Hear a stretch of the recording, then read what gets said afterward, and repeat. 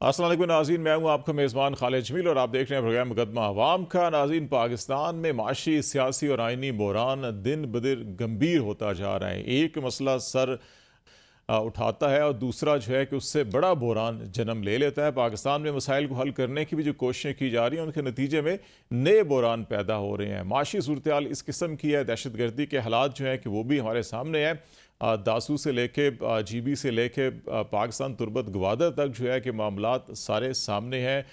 پاکستان میں 3 بڑے پروجیکٹ جن کے اوپر چینی انجینئرز کام کر رہے تھے ان پہ کام فی الحال روکا گیا ہے۔ اس میں دھاسو کا ہے، تربیلا کا پاور پروجیکٹ بھی ہے، اور دیا میر بھاشا ڈیم کے اوپر جو توسیع کام چل رہا تھا اس کے اوپر بھی اس وقت جو ہے کام روکا گیا ہے۔ دوسری طرف حکومت کچھ فیصلے اس نوعیت کے کر رہی ہے کہ جن سے غیر یقینی صورتحال اور بیڈ گورننس کی مثالیں جو ہیں کہ وہ قائم ہو رہی ہیں۔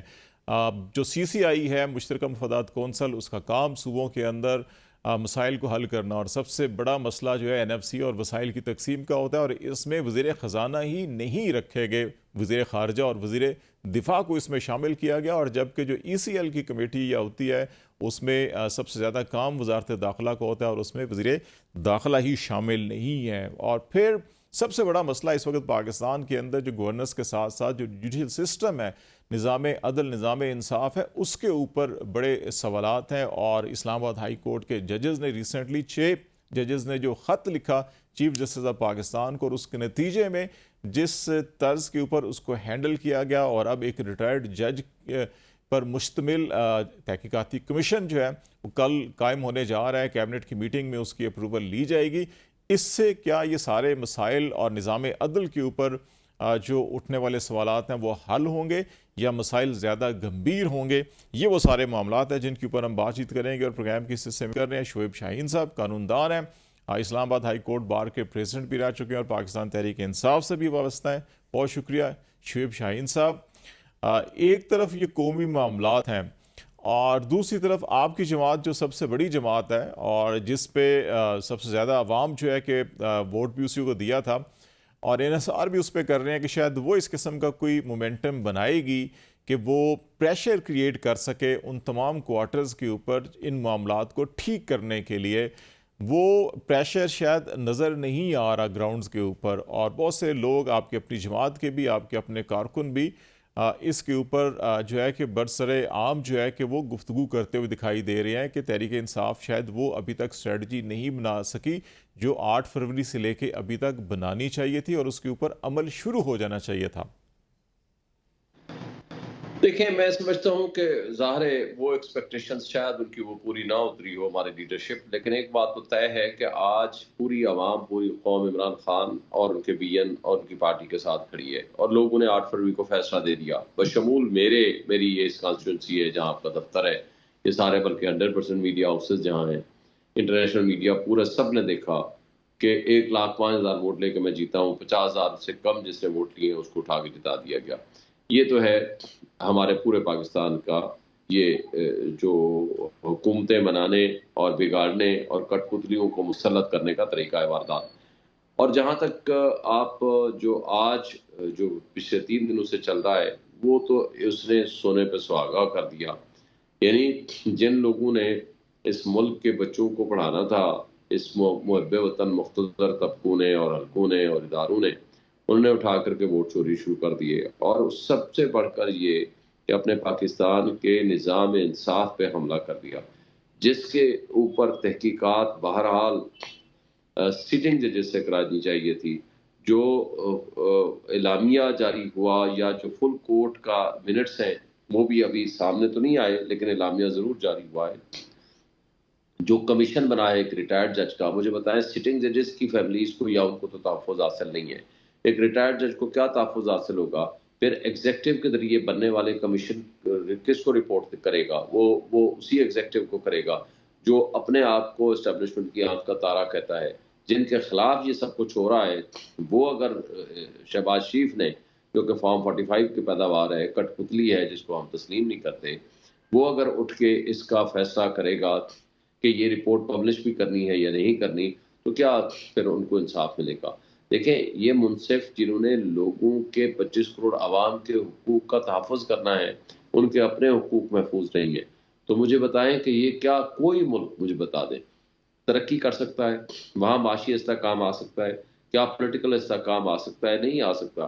یہ سارے ادارے ایک شخص کی دشمنی، عمران خان کی دشمنی میں لگے ہوئے ہیں، پورے ملک کے اکائیوں کو کمزور کر رہے ہیں، ملک کے نظام انصاف کو کمزور کر رہے ہیں، قانون کی بالا تری کی بجائے، قانون کی بالادستی کی بجائے قانون کی پامالی ہر جگہ ہوتی ہوئی نظر آ رہی ہے، آئین کو پاؤں تلے روندا جا رہا ہے، اور جمہوریت تو تماشا بنا کے رکھ دیا گیا ہے۔ اگر یہ اس طریقے سے چلیں گے تو ملک نہیں چل سکتا۔ 25 کروڑ عوام جہاں سب سے زیادہ ہمارے پاس یوتھ ہے، وہ ان کے اوپر اب ادارے ڈسکریڈٹ ہو چکے ہیں، ان پر اعتماد نہیں کرتے، ہمارا اوورسیز ان کے اوپر اعتماد نہیں کرتا، کیونکہ وہ ہمارے ریڑھ کی ہڈی ہے ہماری معیشت کی۔ جب تک وہ انویسٹمنٹ نہیں لائے گا آپ اس ملک کو اس طریقے سے نہیں چلا سکتے۔ یہ شعیب ساری صاحب چیزیں ہوتے شعیب ہوئے صاحب یہ پاکستان کی تحقیقاتی کمیشن ہو یا عدالتی کمیشن ہو، ایک تاریخ بھری ہوئی ہے پاکستان کی۔ حمود الرحمان کمیشن سے ہم شروع کریں، اس کے بعد کئی کمیشن آئے، ابھی ریسنٹلی ایبٹ آباد کمیشن بھی تھا، پھر اب جرنلسٹوں کے حامد میر کمیشن یا سلیم شہزاد کمیشن، بہت سے کمیشن ہمارے سامنے ہیں، پھر اصغر خان کیس جو ہے وہ بھی سامنے ہے۔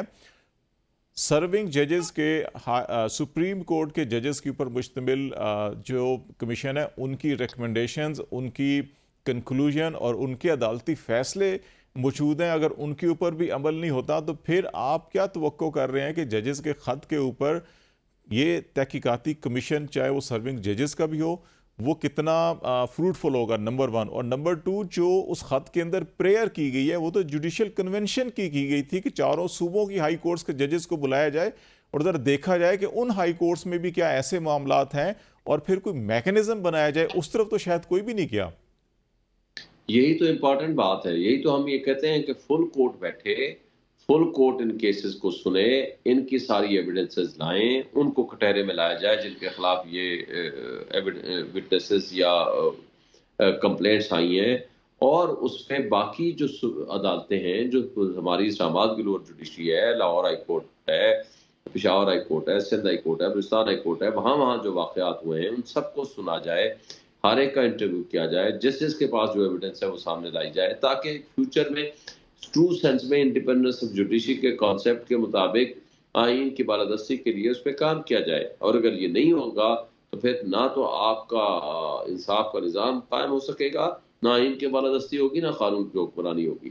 تو میں کہتا ہوں کہ یہ تو بہت بڑی زیادتی کی ہے اس میں چیف جسٹس آف پاکستان نے، بجائے اس کو فل کورٹ میں لگانے کے اور اس کو 184(3) کی پروسیڈنگز کرنے کی بجائے یا کنونشن کرنے کی بجائے، انہوں نے جس انداز سے اس کو حش اپ کرنے کے لیے اسی کٹ پتلیوں کے حوالے کر دیا اس مسئلے کو، وہ تو کبھی سامنے نہیں لائے گا۔ اور دیکھیں، دو مثالیں موجود ہیں۔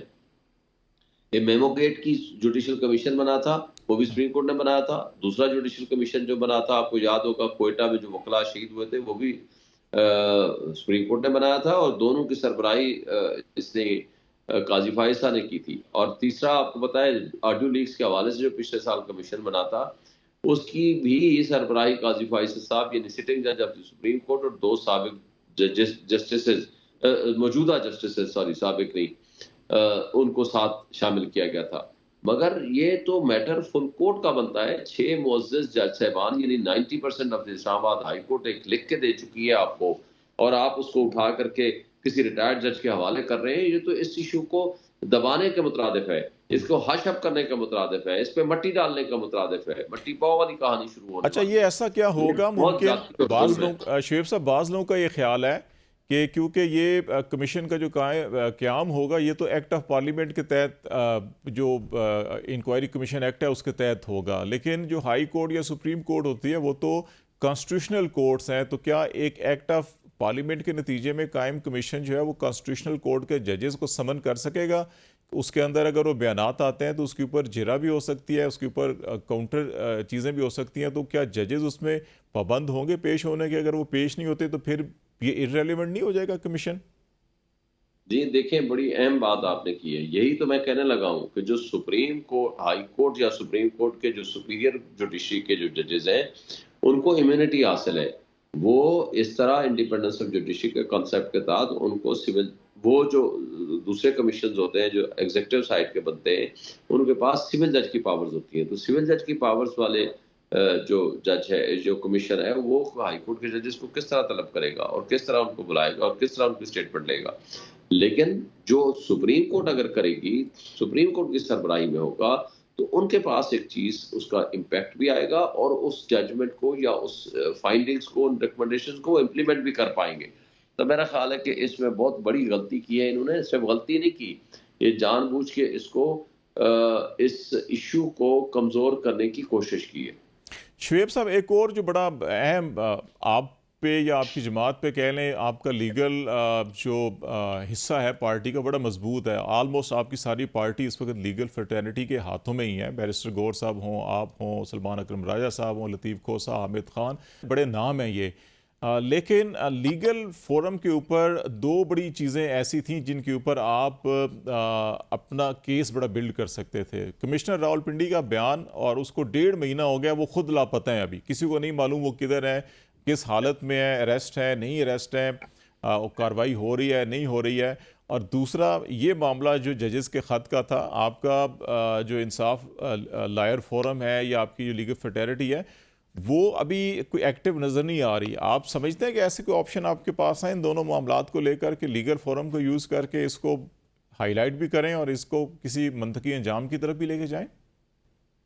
دیکھیں، لیاقت چٹھا کے حوالے سے تو کل عمران خان صاحب کے ساتھ بھی میٹنگ ہوئی. ان کے ساتھ جو ڈسکشن کے نتیجے میں بات آئی، اور ہم نے میڈیا سے بھی کی. دیکھیں، وسل بلوور جو ہوتا ہے اس کو پروٹیکشن حاصل ہوتی ہے. اس نے اگر سچ بولا ہے اور ان کی ساری خرابیاں دور کی ہیں، اس کو تو سب سے پہلے پروٹیکشن ملنی چاہیے تھی. یہ دنیا کا قانون بھی ہے اور پاکستان کا قانون بھی ہے. تو میرا خیال ہے کہ یہ تو بہت بڑا ظلم کیا ہے کہ جس بندے نے سچ بولا ہے اس کو اٹھا کے لے گئے، اور ابھی تک اس کا اتا پتا کوئی پتہ نہیں ہے، کسی سے ملنے کی اجازت نہیں ہے. اور ایک سٹیٹمنٹ صرف شو کر دی گئی ہے، وہ اس نے سٹیٹمنٹ بھی خود اپنی زبانی نہیں بیان کی کہ اس کی صرف پیش کر دی گئی ہے کہ جی اس نے یہ کہا ہے. دوسری بات، جہاں تک اس بات کا تعلق ہے کہ ہم کیا کرنے لگے ہیں، ہم سب سے پہلی بات تو یہ ہے کہ ہم سپریم کورٹ میں 184(3) کی پٹیشنز فائل کرنے لگے ہیں. اور دوسری بات، ہم اس کو بھرپور احتجاج کرنے لگے ہیں، اور پورے پاکستان میں ہم نے لیگل فرٹرنیٹی کو بھی موبلائز کر دیا ہے. اور ان کی طرف سے بھی انشاءاللہ ڈیلی بیسس پہ یا دوسرے تیسرے دن ہمارا ایک پروٹیسٹ بھی ہوگا، اور اس کے اندر ہم ایک بھرپور احتجاج کا طریقہ کار بھی رکھتے ہیں. اور سنڈے والے دن پرسوں انشاءاللہ پشاور میں سب سے بڑی ریلی ہوگی. اس حوالے سے ہم اپنی ساری اسٹریٹجی بنا رہے ہیں، اور انشاءاللہ ہم بھرپور قوت کے ساتھ، بھرپور لیگل فائٹ کے ساتھ ہم انشاءاللہ آگے بڑھیں گے. آخری چیز آپ سے پوچھنا چاہوں گا کہ آپ کی پارٹی کے اندر جو ہے ڈفرینٹ اسٹیٹمنٹ، ڈفرینٹ بیانیے جو ہے کہ وہ سامنے آ رہے ہوتے ہیں جو ایک دوسرے متضاد ہوتے ہیں. اور دوسرا یہ ہے کہ ابھی سمجھ میں آتا ہے کہ کے پی آپ کا فوکس زیادہ ہے کہ وہاں پہ گورنمنٹ آپ کے شاید مشکلات نہیں ہوں گی، لیکن جب تک پنجاب کے اندر کوئی تحریک پیدا نہ ہو، معاملات پنجاب کے اندر جو ہے کہ ذرا ہلا گلا نہ ہو، اس وقت تک بات آگے بڑھتی نہیں ہے، کوئی سنتا بھی نہیں ہے. تو آپ کے پی سے پنجاب کی طرف رخ کب کریں گے، یا کے پی سے اسلام آباد کی طرف رخ کرنا ہے آپ نے؟ ہم نے فیصلہ کر لیا ہے، اسلام آباد میں بھی ہم پروگرام کرنے لگے ہیں، اور انشاءاللہ پنڈی میں بھی کرنے لگے ہیں، اور پورے پنجاب میں بھی کریں گے، اور سندھ میں بھی کرنے لگے ہیں ہم، بلکہ پورے پاکستان میں. اور اس کے لیے ہم نے اسٹریٹجیز بنا لی ہیں، وہ انشاءاللہ قریب آپ کو ہم بتا دیں گے اور بھیج بھی دیں گے. اور بالکل ہمارے درمیان کسی قسم کا کوئی اختلاف رائے نہیں ہے، اور اگر کوئی اختلاف پارٹی پالیسی سے کرتا ہے تو اس کا مطلب ہے وہ پارٹی کے ساتھ لائل نہیں ہے. آپ کی یہ اسٹریٹجی کب تک اناؤنس ہو جائے گی؟ یہ میرا خیال ہے کہ آج ایک دو دن میں. بہت شکریہ شعیب شاہین صاحب، ہمارے سے بات چیت کر. پاکستان تحریک انصاف کے سینئر رہنما اور اسلام آباد ہائی کورٹ کے پریزیڈنٹ بھی رہ چکے ہیں. ہم یہاں بریک لیتے ہیں، بریک کے بعد واپس آتے ہیں تو ناظرین انہی موضوعات کو آگے بڑھائیں گے. ہمارے ساتھ رہیے گا.